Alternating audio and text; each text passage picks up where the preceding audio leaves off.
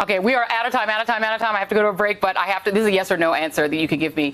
If in fact Dianne Feinstein were to retire, will you nominate an African American woman to restore the seat that Kamala Harris is no longer in the United States Senate? And do you have a name in mind?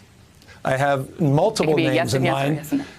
We have multiple names in mind, and the answer is yes.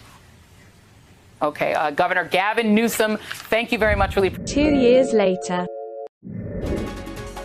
Breaking news tonight at 11, a replacement name for the late Dianne Feinstein, and it's not a household name to most Californians. Governor Newsom revealing his choice to be California's next senator. Keeping his promise to name a black woman to replace the late senator, Governor Newsom has chosen LaFonza Butler. And she is no stranger to politics. Eyewitness News reporter Sophie Flay joining us live in studio with more on the governor's pick. Sophie.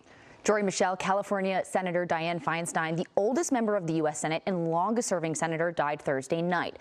And tonight we're learning Governor Gavin Newsom has selected LaFonza Butler to fill the vacant California Senate seat, and she's expected to break glass ceilings just like Feinstein.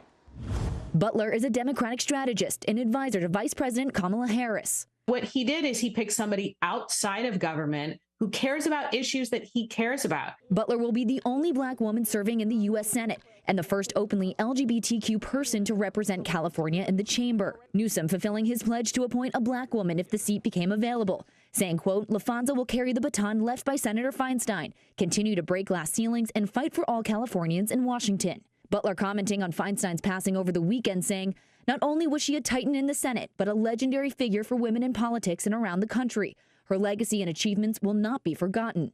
With Butler's selection to the Senate, she will step down from her role as president of Emily's List, a political organization that supports Democratic women candidates who favor abortion rights. He picked somebody who's the leader of Emily's List, who's going to be at the forefront of talking about issues involving gender equality and reproductive choice. She is also a former labor leader with SEIU 2015, a powerful force in California politics.